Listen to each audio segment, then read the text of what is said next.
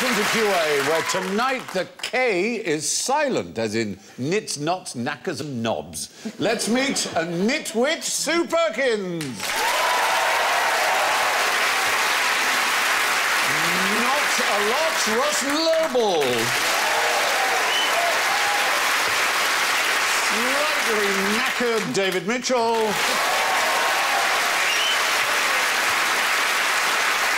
And a complete, say no more, Alan Davis.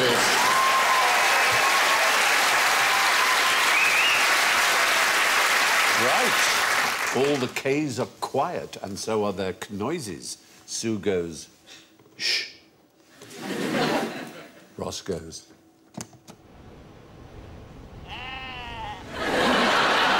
David goes. That was a pin dropping. You could hear it. Yeah. And Alan goes. Silence is gone. Very nice. And how many knots are there in this picture? Silence. Yes. 2.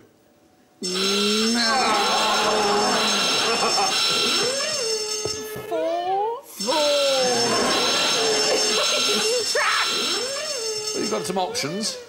Oh, none. Oh! David! 1? Yeah! Oh, you're such a swat. Is it the noose? Is There that are the two only one? hitches, a bend and a knot.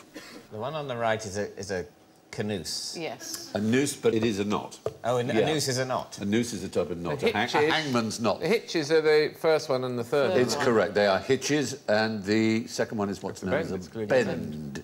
In everyday speech, of course, the word knot is used for all of them, but this is QI, where everyday speech is completely... So the highwayman's hitch, for example... I have an example of a highwayman's hitch. That's where you hitch a horse, and the tighter you pull, the tighter it goes, but when you want to get away quickly, you pull the short one. Oh, that is good. Isn't that clever? Does he not just run off with the stick? It's a post in the ground. Because if you tied up your dog to that and you went, right, and then threw it and the dog ran after it, what a confusion there. Yeah. Another one was called the European Death Knot, the Euro Death Knot, or EDK. Was that named by UKIP? It's also a one-sided overhand bend. It's used for joining two ropes, as you can see. It's perfectly safe, used right, but a lot of climbers thought it wasn't safe, and it was invented in Europe, so American climbers called it the Euro Death Knot. In fact, it's very, very old, and the 5,300-year-old man, Ötzi, who was discovered in the Alps, dead, obviously. For a moment there. He was preserved. 5,000 years ago. Well, help! Will somebody help? He had amongst his possessions a knot tied exactly in that fashion, so it shows that we've been doing it for a very long time. And that would have been before rope was invented. So how we pulled that off. The other hitch we saw was called the snuggle hitch, which is a more secure version of the better-known sailor's knot, the clove hitch. You look at me as if I would know Sorry, that. Come on, Susan, you know that. One of the surprising things about it, because it looks reasonably simple, was that it was invented in 1987. Or at least that's when it was very first introduced into the International Knot Tyers Guild. Did they think they had enough knots? Yeah, no. there are 3,800 in there. We're not going to go through each one of them. So that's a very specific 80s knot. Did somebody go, we need a way of tying down Bananarama? It was a man called Owen Nuttall, anyway, who invented it, and he called it the snuggle I hitch. imagine he speaks like that. Well, The snuggle... Nuttall here. he might well invented a do. The hangman's knot is named after one of the most famous hangmen in history, Charles II's hangman. Oh, Johnny... French guy. Johnny Noose. No, because... Oddly enough, his surname is a sailing vessel. Jack... Boat. Yacht. Ketch. Which, if I'm not mistaken, has a tall mast at the front and a small mast at the back. The Very ketch. indeed, it is. Yes, a I'd ketch. just like to put that out. Well done. Thank you. This became pretty much the standard hanging noose that was used because it broke the neck very quickly. So it was a very quick death when you dropped. The drop, as they called it. So, in a way, it was humane. It's good that you say he was an effective hangman, because if you weren't an effective hangman, you're essentially just a bloke that opens a door. You know what I mean? Because where was it? There was a place where the prisoners built the gallows, and when you stood on a particular plank, it forced the wood out, and then the door didn't open, and no one was getting... And then they would test it, and the door would open, and then they'd go, all right, and then they'd put the person there, and then it would push the wood, and then it wouldn't, and they'd go, all right, take him away, test it again, fine. And that happened loads of times. And so they decided God didn't want this person to die and let them off. Now, I think that's a real thing. I might have seen it in an episode of Scooby-Doo. I'm not sure. I'm not quite sure. Do they do a lot of hanging in Scooby-Doo? Now you come to mention it. No more! No, it's not... How would that be Scooby-Doo? Very...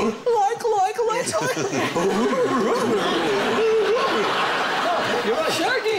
It was Mr. Catch from the hangman all the time. So, now, I want you to take one of those each and tie yourselves together, as it were. This has gone quite dark. Yeah, it's Just me. It's like a party game in the 70s. So, put each one of those around your wrist. No, don't undo it. Well, I can't get my hand through that, can I? Little cock grab, that is. Try with this one. Give me that one back. More like it. There. Put your wrist through. That's it, and then do that, so that you're tied together. Okay. Yes. Is that All right. right? Is that good? Yes. Yeah, without undoing the knots, untie yourselves.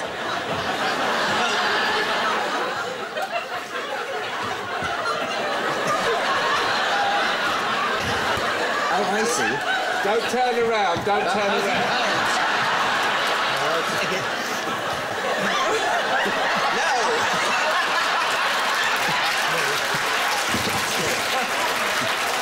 No, that's it. You go through there. Yes! Yes! No! Emphatically no! Completely Okay, not. hang on. Go back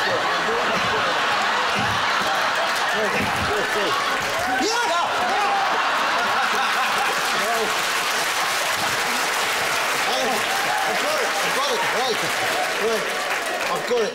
If I do a forward flip... No.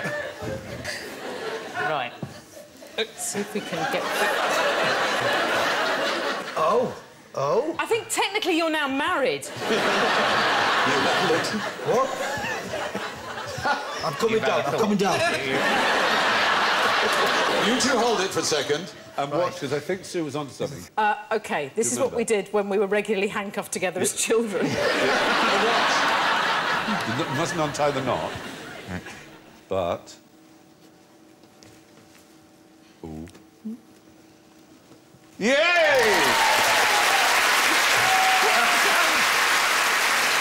Brilliant.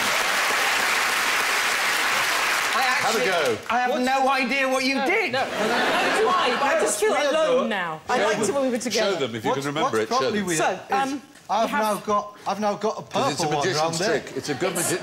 So what you have to do is you have to make a loop, and then you feed the loop through. What? And you go over your hand. No way. You are free. No, you're not. Is this your watch?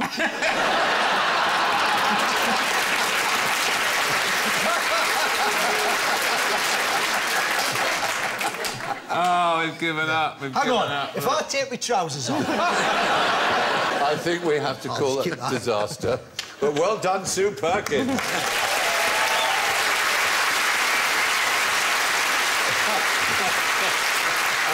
It was like playing S&M Twister. It was rather, wasn't it? It was a wonderful sight that will never leave my memory bank.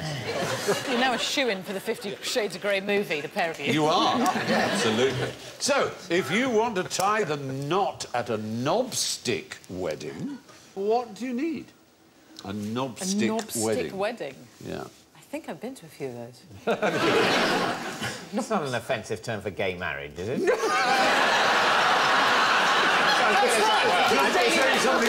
I'd be very surprised and disappointed to hear that on this show. It is now. It is now. And if you imagine a knobstick as being some sort of weapon, is there another type of weapon followed by wedding? A shotgun. Exactly, pretty similar to a shotgun wedding, which is from a later era. But a knobstick is a stick with a knob on the end. So you just wave your knobstick around and someone goes, all right, I'll marry you. It's a club. What used to... Sorry, I was about to go, that's what I did to my wife. No, she might be watching. A knobstick is a type of wooden club. Now, if a woman was unmarried and had a baby, that baby was said to be on the parish, like Oliver Twist. And the parish paid for workhouses and the parish had to pay for the babies. And they didn't like that. So in smaller villages where they knew who the father was, they would force the marriage by threatening them with a knobstick. And that was what a knobstick marriage was. It was an enforced marriage, because the moment a man marries a woman, he is responsible for the baby and the wife. Whereas if an unmarried woman was in the parish was. So it's that simple. There's a description of one here from 1829. One of those illegal celebrations of matrimony which are termed by the peasantry knobstick weddings took lately place in Wirksworth. The parties forced into the blessed state are William Saxton, a slender-witted man, aged 24. Don't look at me when you said that. Sick of it. And Lydia Brooks, some 15 years older, who has a wooden leg. Well, why did they need made in heaven. Why did they need the knobstick then? Why didn't she just hop after him? Well, come on, marry me, come on. But the word knot has been associated with marriage for a very, very long time. Tying the knot was first used in 1717, at least that's the first record we have of tying the knot. And there have been some very odd ones. In 2005, American Kevin Nadal married... A horse? Was it a horse? A tree? No, it was himself. Oh. Yes. Can you do that? He solemnly vowed, I, Kevin Nadal, take me, Kevin Nadal, to have and hold in sickness and in health.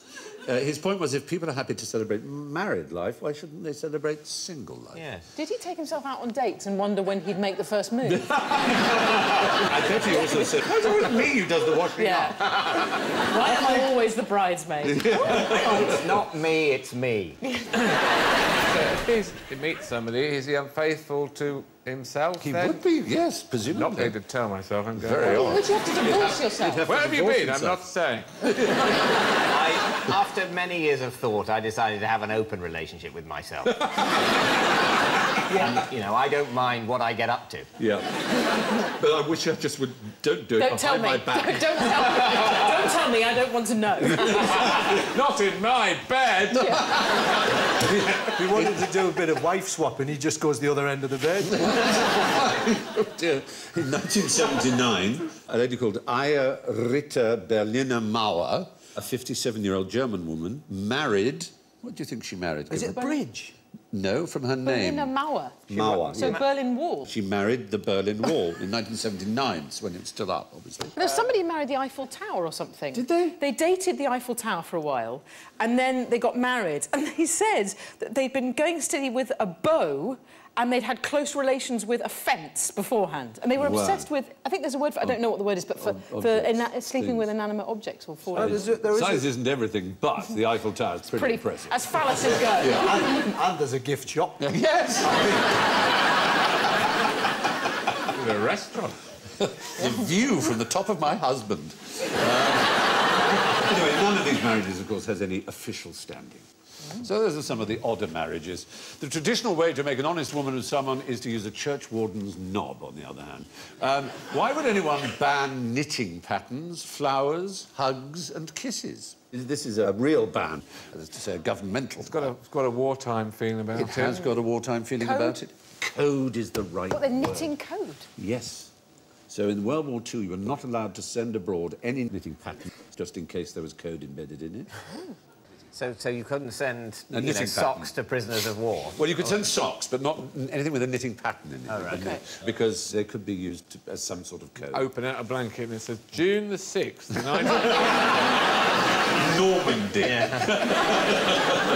All Also, postal chess was not allowed. Even kisses at the bottom of letters, in case they had some meaning. Presumably messages saying where the troops are moving. Yes, those were obviously pretty much banned. Could you not have got, like, you know, you get knitting machines. Could they not have made, like, an Enigma knitting machine where it makes a jumper and then scrambles it up so that they couldn't pass the message? That would be very You know, clever. it's an opportunity missed. It is an opportunity missed. We have a Karen Templar, who is a QI watcher, has knitted us. Oh, look at that.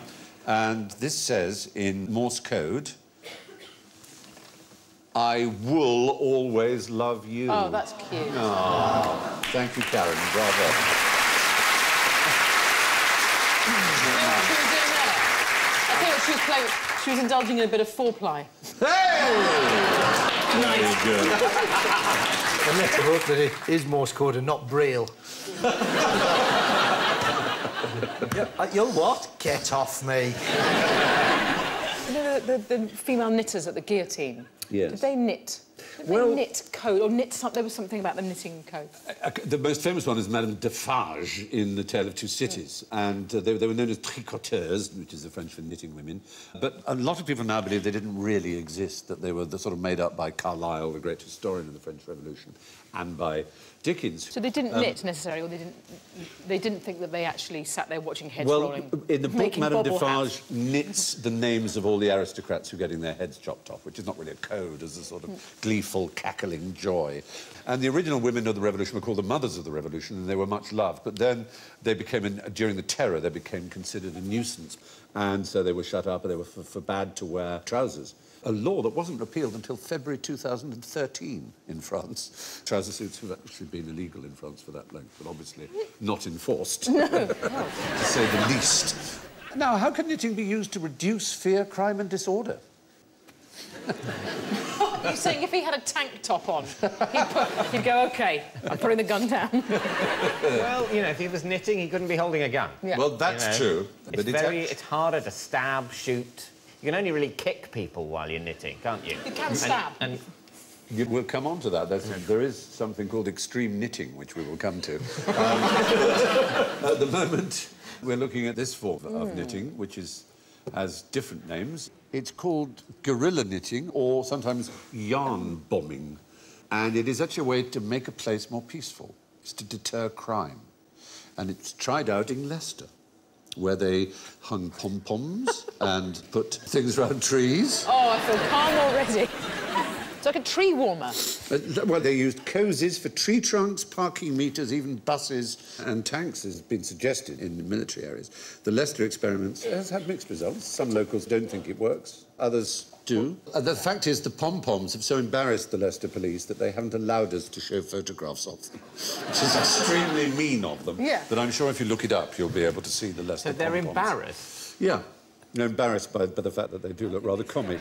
We can easily sort that out. Basically, if you're watching, if you're in Leicester and you see a policeman, just go, "Oi, where's Pom-Pom?" Yes. Like that. I'll teach him. It certainly will. It certainly will. But as I said, there's guerrilla knitting, but I alluded to it earlier, there's extreme knitting. What do you think that might be? I don't know, now I've got Greg Wallace in my head going, knitting doesn't get more extreme than this. First you get a slip stitch, then comes the taste of pearl. Isn't it about doing knitting in places where you wouldn't normally, like driving a Formula One car or...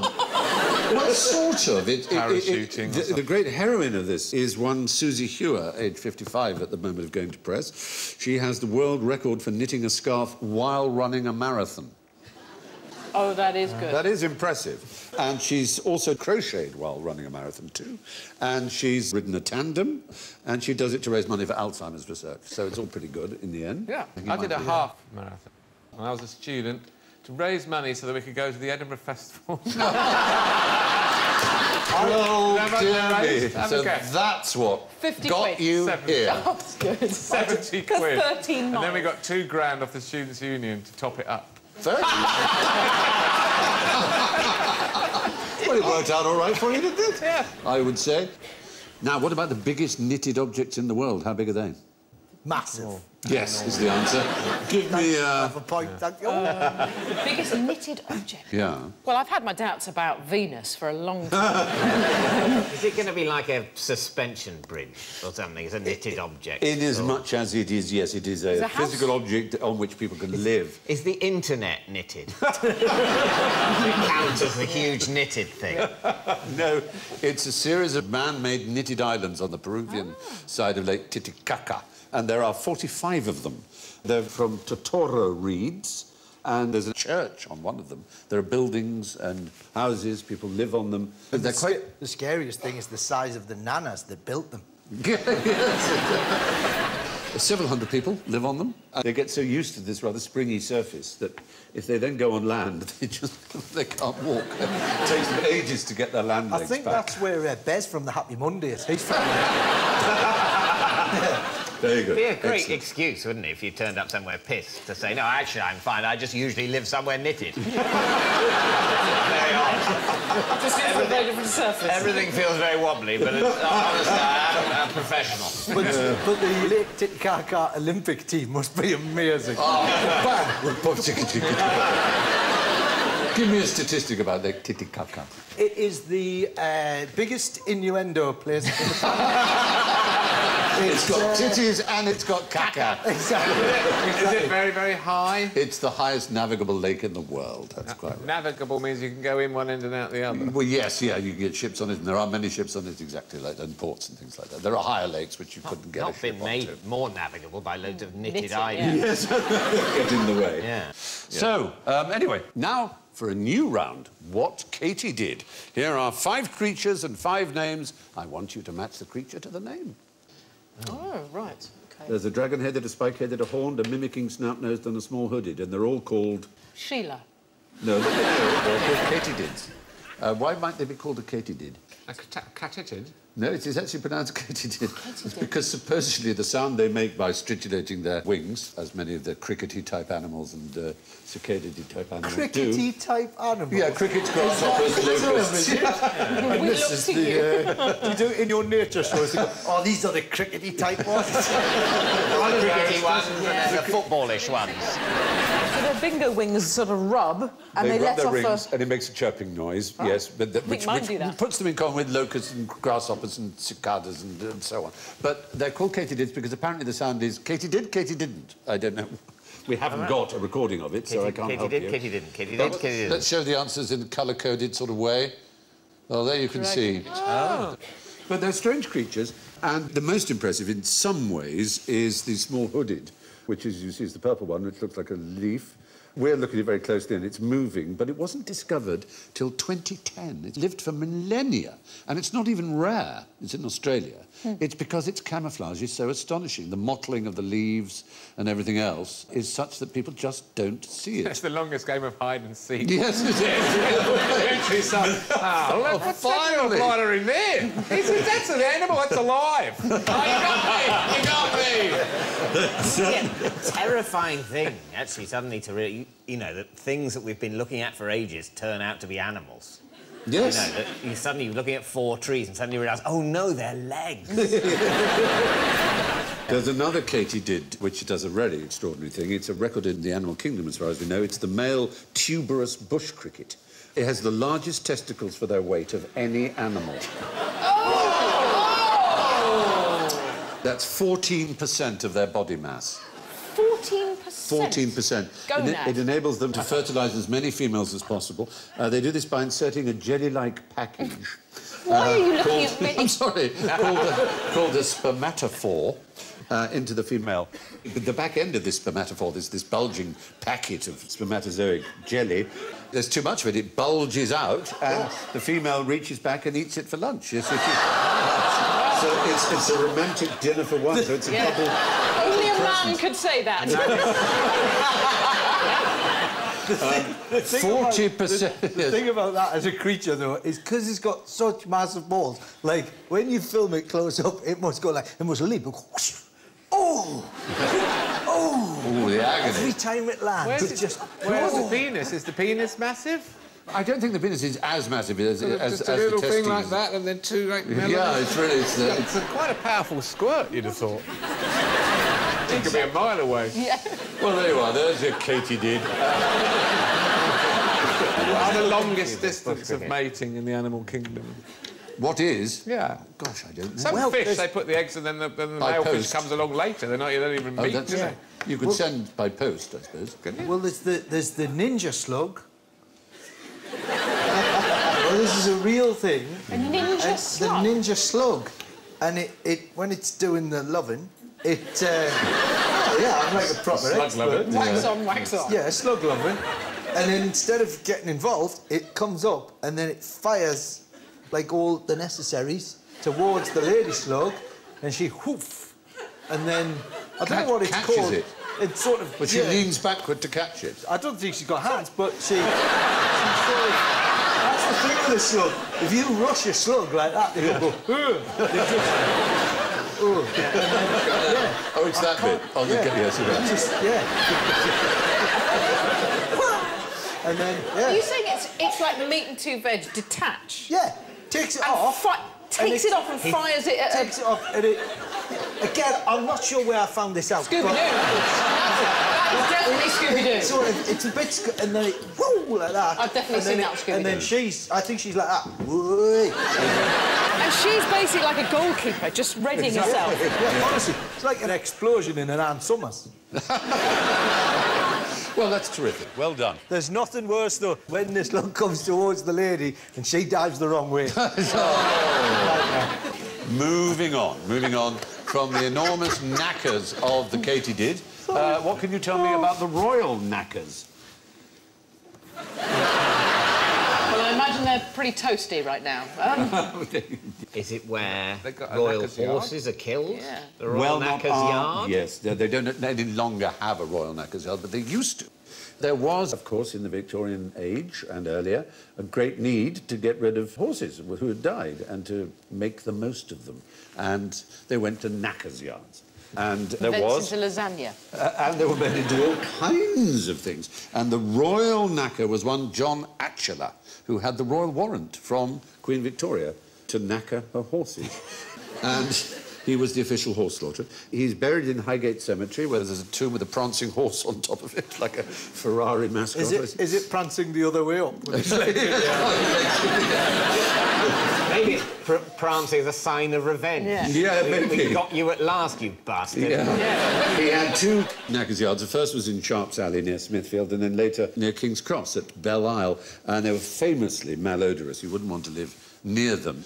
Huge copper vats filled with horses being rendered down. But here from 1844 is an extract from Bentley's Miscellany. The knacker's cart arrives in double quick. The mob admires the cart, the royal arms, and the inscription, "Knacker to Her Majesty." The royal knacker, a swell knacker in cords and tops with a bit of butcher's apron, just as big as a bishop's, merely to distinguish his profession, poleaxe in hand, descends from his vehicle. Well, that's pageantry. That's pageantry, isn't it? That's what I want to see televised. David Dimbleby doing the commentary, the slaughtering of the royal horse. Absolutely. Wouldn't be David Dimbleby, though, would it be Fern Cotton? Oh, and People would say, oh, they've ruined the horse slaughtering. They trivialised the knackering. Yes, it used to be so respectful. So much pomp and circumstance. Yes. Explain what bit of the horse was bubbling up to the top now. Is it a bollock? Is it an eye? Yes. But they don't know now, these new presenters. Football clubs used horse oil to... I don't stop chafing. Lubricate something, I Yes, their boots, actually, oddly enough, to keep their boots supple. Cricket teams rubbed it into their bats, much as they then used to do with linseed oil. Doctors used neat's foot oil to massage a patient's joints after coming out of plaster. You'd use that. Selected bones were sent to knife manufacturers for the handles. Oh, there you are, look. See, horse meat for sale, this store only. With beef, lamb, veal, pork also available. Yeah. He's thinking, well, I won't have The horse looks a bit worried. The horse is deciding which to have. But by strange, I don't know if coincidence or irony is the word, but in 1824 the RSPCA was founded, and there's a plaque to show where it was founded. Old Slaughter's Coffee House. That's what you want to do after you've been at a good old night slaughtering, is have a latte. Yeah. I fed horse meat to a lion once. Did you? That was a pony trek gone wrong. Days we were lost for. No, I was in Namibia. Yeah. Doing a documentary about this place where they rehabilitate big cats. Well, they had 3 lions, a bit like Clarence the Boss-Eyed Lion from Daktari. I remember him well. You know, who kind of was semi-tame. And they fed them horse meat, so if a horse died anywhere within about 300 miles, they'd try and get hold of it. Wow. And they'd chop it up, and you'd put it... They'd lift a bit of the fence, and you'd shove this metal bowl underneath, and the lion would come over and put its tongue in. And the lion's got these barbs on the tongue... Take the skin off. ...that can pick up a piece of horse meat and dangle it from there, and then they just look at you through the bar. Still got the hair on the side, you know. It's not, quite a flimsy fence. Yes. We're lucky still to have you. Yeah. Well done, you. Quite an impressive Well, sight. if anyone from Leeds tells you to eat kicker, what should you do? Run away, because that's kicker there. You can see we're still in the world of meat. Is it horse? It is actually just plain horse, yes, it's horse. And Yorkshire was the last place, really, to eat horse on a major scale in Britain. Until quite recently. Well... But, of course, recently there have been a few scandals which mean we've probably all been eating horse. That dark brown horse has the hair of Tina Turner. What you got? It's spot on! What you're looking at here is the entire lineup of horse kajagoogoo. You're absolutely right. Really spooky, that. Well, horse was very popular right up till the first millennium, until Gregory III, the Pope, deemed it too pagan. But the Scandinavians had always loved eating horse, and the greatest Scandinavian, as it were, presence in Britain was in Yorkshire. And so it remained as a tradition to eat horse right up until, really, the 30s. And the last butcher selling horse in the county was Arnold Drury in Doncaster, who died in 1951. He proudly advertised Viande de Cheval, meat horse, of super-quality horse flesh. And other butchers called it kicker, more euphemistically. And in the 19th century, rural Yorkshire folk who moved to the city were known as kicker eaters. I've eaten horse. Well, most of us have, apparently, without knowing it. Yes. But you ate it deliberately. And how was it? I mean, very lean. Just no fat on it at all. Wow. Just basically like eating sort of, I don't know, a sort of wall insulation. I mean, just no, Yeah. no succulence to it. But isn't it odd how we rebel at the idea of things that we're not used to? You know, we are totally used to drinking the proteinous, fatty stuff that comes out of an alien animal that is designed to make its calf double in weight every week, and we're perfectly happy scull it back and go, that's all right, I'm eating a cow's milk. But someone says, so... eat a horse's milk, you go, yeah! Even more so than that, when my sister-in-law expressed some breast milk and kept it in the fridge, and her brother came in and drank it. Made everyone feel a bit unwell. Yes. No one quite knows why. Well, exactly, because it's Clearly it's designed for human consumption. Much more than cow or horse milk is. And I'll tell you what, it makes a lovely rice pudding. Well, wasn't there a shop selling Breast milk ice cream? Yeah. We should all try lots of different animals' milk. I'm very happy to try horse. I had some of that breast milk ice cream. Yeah. Did you? Yeah, I was on a television programme and they brought it round as a gimmick. I didn't seek it out. No. And it tasted completely like normal ice cream. I thought you were going to say completely like tits. Then. Yeah. It tasted very, very strongly of Very tits. breasty. No, it tasted very much like dog or horse milk, in fact. Well, the most famous 19th century royal knacker was Jack Atchiller, responsible for dealing with 26,000 horses a year. Talking of being knackered, describe the world's oldest mattress. Oh, I think it's got springs sticking out and it's a bit tatty. It's a lot older than that. It's very, very, very, very, very, very, very, very, very old. 39,000 years old, we think. It's in KwaZulu-Natal, in a cave, and it's made of rushes and reeds. And it was used by humans for thousands and thousands and thousands of years, and they'd add top layers of insect-repelling plants so that they wouldn't get bitten during the night. Oh. So it's a really extraordinary... What was it, a king, a super king? I think probably wider. Californian double king, probably. Oh. Yeah, absolutely. I think I've stayed at that hotel. Compared to apes, of course, humans are relatively hairless. We have two major areas of hair, don't we? We have our little top knot, and we have our little lower down area of hair, both of which can be susceptible to lice. There's the head louse. And there's the pubic louse. which is actually on the known as decline. The crab, is it? Yes, it is. Yeah. There's not so many pubes about these days, are there? Well, because of Brazilians, you think? No, that's exactly The why. Brazilian has seen... Yeah, because of the, you know, the... Shaving downstairs. Hollywood has seen... And the... Yeah. I'm not sure how I know this, but it's true. Scooby-Doo again. Probably, yeah.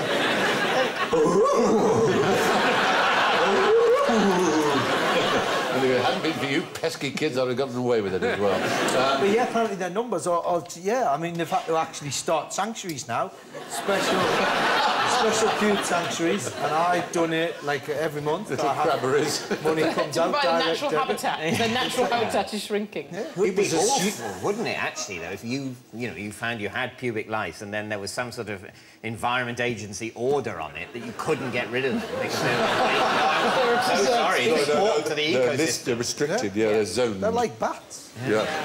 It was assumed that when we were hairier beings, we had various lice on our bodies, and that some of them specialised in the head and began to sort of evolve into head lice, and the others specialised in the pubes and began to evolve into pubic lice. But it's been discovered that they're not related at all, and that our pubic lice are actually related to lice that live on gorillas. Oh. Which asks a rather interesting question as to who was it who made that? David Attenborough. Yep. David Attenborough. No, it was 3.3 million years ago that the jump was made. I think that still works, David Attenborough. So there's no... So they're down there and up there, no... But, you see, I've got a... They're not related? I've got a sort of nature corridor. Ah. Well, you might... I think you'll find they'll try down there and not like it. They'll stay up there. And they all stay down there. How dare you? That's an area of outstanding natural beauty down there. It's an immense distance, Let's just say an area of special scientific interest. I've had a picnic area put in. I've got a gift shop down there. Coach Park. Oh, my God. There must have been sort of louse meetings, though, somewhere in people's chest hair when the more... Yeah, exactly, the more adventurous of the head lice meet the more adventurous of the pube lice, and... Yeah, you'd imagine. They must have tried mating. To make chest lice. They created a new species, tit lice. Yeah. Just live around the tit area. Titlouse is good. That's a nice thought. I like that, yes. It's almost Beatrix Potter, yes. isn't it? This is a children's book waiting to happen. It is, absolutely. You're going to do the audio recording. Moving on. What's the oldest profession? Oh, yeah, and we were all terribly frightened of the prostitute. Prostitute. I hope prostitute. I'm just shouting prostitute like I usually do. Prostitute. It must be 5 o'clock. Whenever I walk past it in Soho and you see that models upstairs, it would be amazing if you went in there and it was just like a Hornby model railway, and just loads of women in their pants just going, come on, it's brilliant. We've got a station box. But it's not prostitution. Is it knitting? No, but you're right, it begins with a silent K. When we made early tools, what do we make them out of? Flint napping. Napping. Yes, flint napping. It seems to be the oldest profession. From archaeological digs, we've seen a Homo habilis, handyman. He was an early, smaller version of us, and he napped away at flint to make spearheads and so on. It seems to be in the first job that we know of. But logically, if someone's tried hunting just with a normal stick before he's asked someone to have a go at napping some flint to make his stick sharper.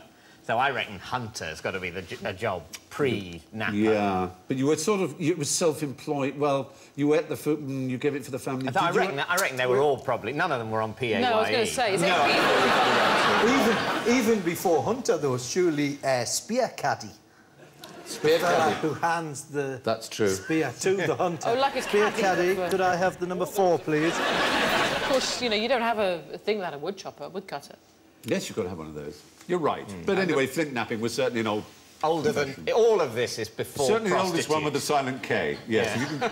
Is there a word for prostitute that begins with a silent K? I don't know the one. Probably. Knob gobbler. Wow, that was good. That was fast. Yeah, well, the oldest human occupation we have evidence for is flint napping. Now, what should you watch out for when handling these? Oh, roses, is rose stems. Old women with secateurs. Well, that's one thing. And what else? What else might harm you if you tried to pick them? The thorny bit. Roses don't have thorns. Thorn do, bushes have roses. Is that it? Is it a trick? No, roses, they're called... Prickles. Prickles. Well done. Absolutely right. prickly. They're not thorns. A thorn is a very specific thing, botanically. Thorns are modified branches or stems, and prickles are part of the plant's skin, which is what those are. They come out from it. So when Bon Jovi sang Every Rose Has a Thorn, They were he lying. made an absolute fool of himself. They did. Every rose has a prickle. That'd be great, wouldn't it, if you went to a Bon Jovi gig and every rose has a whoop, whoop, whoop. You've got to invite him on the show, I think. You're absolutely right. So let's see if we've learned something tonight. I'm going to show you something. And tell me, is there a thorn in this picture? There's not one on the rose. No. Well, you said no, didn't you? But you were more accurate. You said there's not one on the rose. But is there one on the crown? No, there isn't one on the crown either. One on the grass? Oh, Alan, you were the only person on the programme where we covered this. There is no such thing as ye olde rose and crown. It's the old rose and crown, and the letter Y is called a... Thorn. Thorn. The letter is the thorn. Yeah. So the Y is called... A thorn, yes. A thorn. It's a When you th see sound. that, you There don't was a say yod. ye, you say the. The. It doesn't... So when people say Just ye the. olde, they're completely wrong. It's the. I will never get it wrong again. So you no longer have to say ye olde tea shop. It's the olde tea shop. What if you open a new one? Just called it the new tea shop. Now, who fancies one of my knickknacks to celebrate the beauty of chemistry? I've got a bottle here of alcohol. But this is not drinking alcohol. I'm just going to... That was full at the start of tonight. What I'm going to do is I'm going to make a cloud, which I think you'll find is rather exciting. I've got a pump here, and Alan, I'm going to ask you to pump me, would you? Every Monday.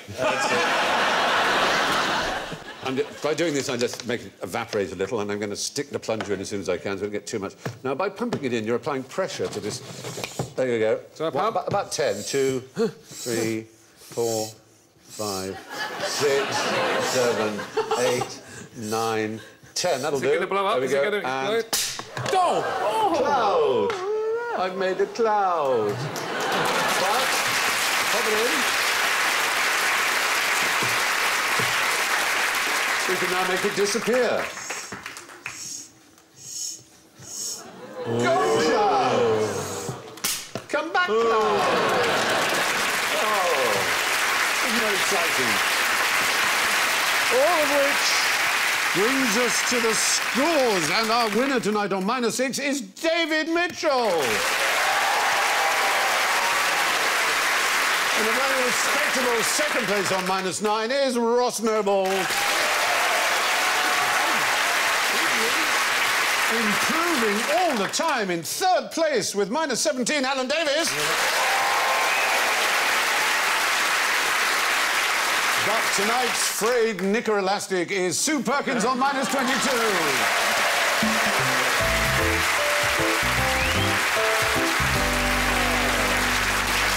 Well, that's all from Sue, David, Ross, Alan and me.